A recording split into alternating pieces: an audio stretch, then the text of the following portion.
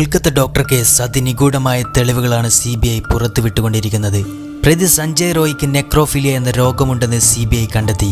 നെക്രോഫിലിയ എന്നത് പച്ചയിൽ പറഞ്ഞാൽ മൃതശരീരങ്ങളോടുള്ള, ജീവനില്ലാത്ത ശരീരങ്ങളോടുള്ള അടങ്ങാനാവാത്ത ലൈംഗിക താല്പര്യം. ഈ താല്പര്യത്തിന്റെ ആരംഭം ആർജിക്കർ മെഡിക്കൽ കോളേജിലെ മോർച്ചറിക്കുള്ളിൽ നിന്നാണ് എന്നതാണ് ഏവരെയും ഭയപ്പെടുത്തുന്നത്. സിനിമ കഥയെപ്പോലും വെല്ലുന്ന അതിനിഗൂഢമായ അതിഭയാനതകളാണ് ആർജിക്കർ മെഡിക്കൽ കോളേജിനുള്ളിൽ നിന്നും CBI പുറത്തുവിട്ടുകൊണ്ടിരിക്കുന്നത്.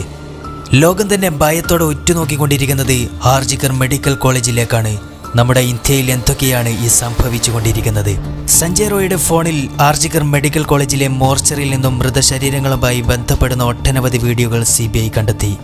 എന്നാൽ ഇതിൽ ഞെട്ടിപ്പിക്കുന്നത് എന്തെന്നാൽ വീഡിയോകളിൽ സഞ്ജയ് റോയ്ക്കപ്പുറം മറ്റു സിവിക് വളണ്ടിയേഴ്സും ഹോസ്പിറ്റലിലെ മറ്റു ഉദ്യോഗസ്ഥരും ഉണ്ട് എന്നതാണ്. സഞ്ജയ് റോയ് മോർച്ചറിക്കുള്ളിൽ ബന്ധപ്പെടുന്ന വീഡിയോ പകർത്തുന്നതും പുറകിൽ മറ്റുള്ളവർ ഇരിക്കുന്നതും വീഡിയോയിൽ വ്യക്തമാണ്. എങ്ങനെയാണ് മോർച്ചറിക്കുള്ളിലേക്ക് ഇവരെല്ലാം പ്രവേശിച്ചത്? മെഡിക്കൽ കോളേജിലെ മോർച്ചറിയുടെ ചാർജ് HOD ആയിട്ടുള്ള പ്രബീർ എന്ന വ്യക്തിക്കാണ്. മോർച്ചറിയുടെ മെയിൻ ഡോറിന്റെ കീ സൂക്ഷിക്കുന്നതും ഇദ്ദേഹമാണ്. അദ്ദേഹത്തിന്റെ അനുമതിയില്ലാതെ ഒരു കാരണവശാലും അതിന്റെ ഉള്ളിലേക്ക് മറ്റാർക്കും പ്രവേശിക്കാൻ കഴിയില്ല. രാത്രി 8 മണിക്ക് ശേഷം അദ്ദേഹത്തിനല്ലാതെ മറ്റാർക്കും ആ മോർച്ചറിയുടെ ഉള്ളിലേക്ക് പ്രവേശിക്കാൻ കഴിയില്ല. പക്ഷേ കഥകളെല്ലാം ചിന്തിക്കുന്നതിലും അപ്പുറത്തായിരുന്നു. മോർച്ചറിക്കകത്തുള്ള മൃതശരീരങ്ങളുമായി ബന്ധപ്പെടുന്നതിന് അദ്ദേഹത്തിന് എന്താണ് പങ്ക്? സഞ്ജയ് റോയ് ബന്ധപ്പെടുന്ന വീഡിയോ എന്തിനാണ് മൊബൈൽ ഫോണിൽ വ്യക്തമായി ചിത്രീകരിച്ചത്? ഇങ്ങനെയുള്ള വീഡിയോകൾ എത്ര വില കൊടുത്തും ആളുകൾ വാങ്ങാനുള്ളപ്പോൾ ഇവർ ഇത് ഫോറിൻ രാജ്യങ്ങളിലെ ഇല്ലീഗൽ വെബ്സൈറ്റുകൾക്ക് വിൽക്കുന്നുണ്ടോ? ഒരു ഉപകാരങ്ങളും ലഭിക്കുന്നില്ലെങ്കിൽ എന്തിനാണ് ഇത്രയും റിസ്കി ആയിട്ടുള്ള ഒരു ഓപ്പറേഷന് HOD പ്രബീർ കൂട്ടുനിൽക്കുന്നത്? പ്രബീറുമായി CBI അന്വേഷണം മുമ്പോട്ട് കൊണ്ടുപോകുമ്പോൾ പ്രബീർ അതിന് സഹകരിക്കുന്നില്ല. മാത്രമല്ല വ്യക്തമായിട്ടുള്ള ഉത്തരമോ കൃത്യമായിട്ടുള്ള റിപ്ലൈയോ ചെയ്യുന്നില്ല. CBI അതിശക്തമായി തന്നെ അന്വേഷണം മുമ്പോട്ട് കൊണ്ടുപോകുന്നുണ്ട്. മോർച്ചറിയിലെ CCTV എല്ലാം വിശദമായി പരിശോധിച്ചു കൊണ്ടിരിക്കുകയാണ്. ആർജിക്കർ മെഡിക്കൽ കോളേജിലെ മോർച്ചറിയിൽ നിന്നും 2021 മുതൽ 60 മുതൽ 70 മൃതശരീരങ്ങളാണ് മിസ്സിംഗ് ആയിട്ടുള്ളത്. എന്തുകൊണ്ടാണ് ഇതൊന്നും പുറം ലോകം അറിയാത്തത്? ഈ മൃതശരീരങ്ങളെല്ലാം ഇവർ ലൈംഗിക വീഡിയോകൾ ചിത്രീകരിക്കാനായി ഉപയോഗിച്ചതാണോ? ഈ തെളിവുകളെല്ലാം പുറത്തു വരുമ്പോൾ ഒരുപാട് ചോദ്യചിഹ്നങ്ങളാണ് എല്ലാവരുടെയും മനസ്സിൽ ഉയരുന്നത്. ആർക്കും വിശ്വസിക്കാൻ കഴിയുന്നതിലും അപ്പുറം കവിഞ്ഞ ചെറ്റത്തരങ്ങളാണ് ആർജിക്കർ മെഡിക്കൽ കോളേജിലെ ഉദ്യോഗസ്ഥർ ചെയ്തു വെച്ചിട്ടുള്ളത്. ഇതിൽ ഉദ്യോഗസ്ഥരെ മാത്രം കുറ്റം പറഞ്ഞാൽ പോരാ. കാരണം അവിടുത്തെ ഗവൺമെന്റ്, മേലുദ്യോഗസ്ഥർ, പോലീസുകാർ ഇവരെല്ലാം പണത്തിനും പ്രതാപത്തിനും വേണ്ടി ഒന്നും ചെയ്യാൻ മടിക്കാത്തവരാണ്.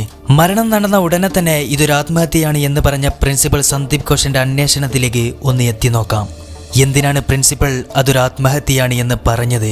അദ്ദേഹത്തിന്റെ മൊത്തം ഹിസ്റ്ററി എടുത്തു നോക്കിയാൽ ഇദ്ദേഹം ഒരു കൊടും ക്രിമിനലാണ് എന്ന് എല്ലാവരും അറിഞ്ഞു കഴിഞ്ഞു. എല്ലാ ക്രിമിനൽ കുറ്റകൃത്യങ്ങൾക്കും കൂട്ടുനിൽക്കുന്ന ഒരു നരഭോജിയാണ് ഡോക്ടർ സന്ദീപ് ഘോഷൻ. കഴിഞ്ഞ 5 വർഷത്തിനിടെ അദ്ദേഹത്തിന്റെ കയ്യിൽ വന്നിട്ടുള്ള സ്വത്തിനും പണത്തിനും സ്വർണത്തിനും അതിരുകൾ നിശ്ചയിക്കാൻ കഴിയില്ല.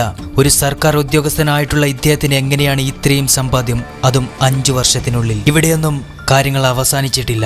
മൃതശരീരങ്ങളുടെ മിസ്സിംഗ് ഉൾപ്പെടെ അനുവാദമില്ലാതെ പ്രാക്ടിക്കൽ ടെസ്റ്റിനായിട്ട് ഉപയോഗിക്കുന്ന നിരവധി കേസുകൾ ഇദ്ദേഹത്തിന് ഫയൽ ചെയ്തിട്ടുണ്ട്. പ്രാക്ടിക്കൽ ടെസ്റ്റ് എന്ന് പറയുന്നത് അത് പൂർണ്ണമായും പ്രാക്ടിക്കൽ ടെസ്റ്റ് തന്നെയാകുമോ? അദ്ദേഹത്തിന്റെ പുറകിൽ നിരവധി ബോഡി ഗാർഡ്സുകളുമായി പലതവണ ആർജിക്കർ മെഡിക്കൽ കോളേജിലേക്ക് കടന്നു വരുന്നത് അവിടെയുള്ള ജോലിക്കാർ കണ്ടിട്ടുണ്ട്. ജോലിക്കാർക്കെല്ലാം അദ്ദേഹത്തെ ഭയമാണ്. കാരണം ഇദ്ദേഹത്തെക്കുറിച്ച് ചോദിക്കുമ്പോൾ അവരെല്ലാം ഉത്തരം വിഴുങ്ങിയാണ് സംസാരിക്കുന്നത്. ഹോങ്കോങ്ങിൽ നടന്ന ഓർത്തോപീഡിയ മീറ്റിംഗിൽ ഒരു പുരുഷ നേഴ്സിനെ കയറി പിടിച്ച ഒരു കേസ് വരെ ഇദ്ദേഹത്തിന് ഫയൽ ചെയ്തിട്ടുണ്ട്. ഇത് വലിയ ചർച്ചയിലേക്ക് നീങ്ങിയപ്പോൾ താൻ പറയുന്ന ഇംഗ്ലീഷ് ഭാഷ എല്ലാവർക്കും പെട്ടെന്ന് മനസ്സിലാവില്ല, ഞാൻ ഇങ്ങനെയൊക്കെ ചെയ്യുമ്പോഴാണ് അവർക്കത് പെട്ടെന്ന് മനസ്സിലാവുക എന്ന് അദ്ദേഹം വാദിച്ചെങ്കിലും പുരുഷ നേഴ്സ് പറഞ്ഞത് അദ്ദേഹം എന്നോട് മോശമായി പെരുമാറി എന്നത് തന്നെയാണ്. ജീവനുള്ള ശരീരങ്ങളിലേക്ക് കയറി പിടിക്കുന്ന ഇദ്ദേഹത്തിന്റെ കൺട്രോളിലാണ് ആർജിക്കർ മെഡിക്കൽ കോളേജിലെ മോർച്ചറിയിലെ മുഴുവൻ മൃതശരീരങ്ങളും. അതുകൊണ്ടൊക്കെ തന്നെയാണ് 2021 മുതൽ 70 മൃതശരീരങ്ങൾ വരെ അവിടെ നിന്ന് മിസ്സിംഗ് ആയിട്ടുള്ളത്. ഈ ക്രിമിനൽസിന്റെ കൺട്രോളിലാണ് ആ മെഡിക്കൽ കോളേജ് പ്രവർത്തിക്കുന്നത്. അതുകൊണ്ടാണ് പറഞ്ഞത് ആർജിക്കർ മെഡിക്കൽ കോളേജിലെ ഉദ്യോഗസ്ഥർ മാത്രമല്ല, ഇവരെ നിശ്ചയിക്കുന്ന ഗവൺമെന്റിനുള്ളിലും നിഗൂഢമായ പലതും ഒളിഞ്ഞു കിടക്കുന്നുണ്ട്. ഡോക്ടർ വധക്കേസ് നടന്ന ഉടനെ തന്നെ നമ്മുടെ ചാനൽ റിപ്പോർട്ട് ചെയ്തതാണ് ഇതിനുള്ളിൽ വാസനിക്കുന്ന ഓരോ നിഗൂഢതകളും. ഞങ്ങളുടെ കണക്കുകൂട്ടലുകൾ ഇപ്പോഴും തെറ്റിയിട്ടില്ല. വ്യക്തമായ പ്ലാനിങ്ങിലൂടെ തന്നെയാണ് ഡോക്ടറെ കൊലപ്പെടുത്തിയത് എന്ന് ഞങ്ങൾ നിങ്ങൾക്ക് കാണിച്ചു തരാം. മരണപ്പെട്ട ഡോക്ടറുടെ മാതാപിതാക്കൾ പറഞ്ഞത് ഇങ്ങനെയാണ്: ഞങ്ങളുടെ കുഞ്ഞി ഒരു നല്ല മനസ്സിനുടമയായിരുന്നു. എല്ലാവർക്കും നല്ലത് മാത്രം ചെയ്യണമെന്നായിരുന്നു അവളുടെ ആഗ്രഹം. രോഗികൾക്ക് വേണ്ടി അവൾ എത്ര സമയം വേണമെങ്കിലും മാറ്റിവെച്ചിരുന്നു.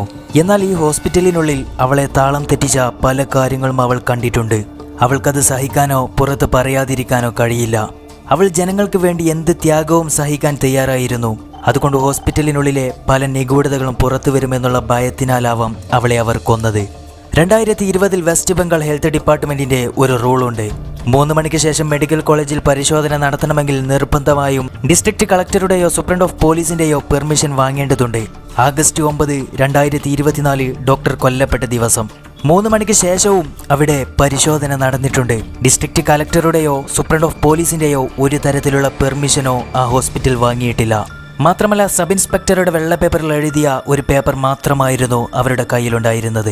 അതിൽ പോലീസ് സ്റ്റേഷന്റെ സീലോ അല്ലെങ്കിൽ ഒഫീഷ്യലായിട്ടുള്ള മറ്റൊന്നും തന്നെ ആ പേപ്പറിനുള്ളിൽ ഇല്ലായിരുന്നു. കൊല്ലപ്പെട്ട ആദ്യ മണിക്കൂറിനുള്ളിൽ സ്വന്തം മാതാപിതാക്കൾക്ക് പോലും ഡോക്ടറുടെ ശരീരം അവർ കാണിച്ചു കൊടുത്തില്ല. പോലീസുകാർ തെളിവ് നശിപ്പിക്കാൻ വേണ്ടി എന്താണ് അതിനുള്ളിൽ ചെയ്തിരുന്നത്? ഹോസ്പിറ്റലിന്റെ മെയിൻ ഹെഡായിട്ടുള്ള സന്ദീപ് ഘോഷൻ അതൊരു ആത്മഹത്യയാണെന്ന് വാദിച്ചു. കഴുത്തിലും സ്വകാര്യ ഭാഗങ്ങളിലെ രക്തസ്രാവവുമെല്ലാം സന്ദീപ് ഘോഷന്റെ പ്രസ്താവനയ്ക്കെതിരായിരുന്നു. കേസിനെ വഴിതിരിക്കാൻ പല ഉന്നത ഉദ്യോഗസ്ഥരും ശ്രമിച്ചു എങ്കിലും കത്തി ഉയരുന്ന തീജ്വാലകൾക്കപ്പുറമായിരുന്നു ആർജിക്കൽ മെഡിക്കൽ കോളേജിന്റെ മുമ്പിലുള്ള ജനങ്ങളുടെ പ്രകമ്പനം. അതിൽ പിടിച്ചു നിൽക്കാൻ അവർക്ക് കഴിഞ്ഞില്ല. എന്നാലും അവർ അവരുടേതായിട്ടുള്ള വഴികൾ വെട്ടിത്തെളിച്ചുകൊണ്ടേയിരുന്നു. ബോഡി ചെക്കിംഗ് റെസിപ്റ്റ് പോലും പോലീസ് ഹൈക്കോടതിയിൽ ഹാജരാക്കിയില്ല. മാത്രമല്ല, ഡോക്ടറുടെ മൃതദേഹം ഇനിയൊരു പരിശോധനയ്ക്ക് പോലും ബാക്കി വെക്കാതെ കത്തിച്ചു കളഞ്ഞിരിക്കുകയാണ്. ആകെ അന്വേഷണത്തിനായി കയ്യിലുണ്ടായിരുന്നത് ഡോക്ടറുടെ ബ്ലഡ് മാത്രമായിരുന്നു. അതാണ് അന്വേഷണത്തിനായി ഇനി മുമ്പിലോട്ടുള്ള ആകെ ഒരു മുതൽക്കൂട്ട്. ഏതൊരു ഫോറൻസിക്സ് ടെസ്റ്റിനും ആ ബ്ലഡ് മാത്രമായിരുന്നു അവരുടെ പക്കലുണ്ടായിരുന്നത്. എന്നാൽ പോലീസ് അതും നശിപ്പിച്ചു കളഞ്ഞു. 4 ഡിഗ്രി സെൽഷ്യസിൽ സൂക്ഷിച്ചാൽ മാത്രമേ ആ ബ്ലഡ് പിന്നീട് ഓരോ ടെസ്റ്റിനും ഉപയോഗിക്കാൻ കഴിയൂ. എന്നാൽ അവർ 4 ഡിഗ്രി സെൽഷ്യസിൽ സൂക്ഷിച്ചില്ല. എന്തുകൊണ്ട്? ആകെയുണ്ടായിരുന്ന ബ്ലഡും അവർ നശിപ്പിച്ചു.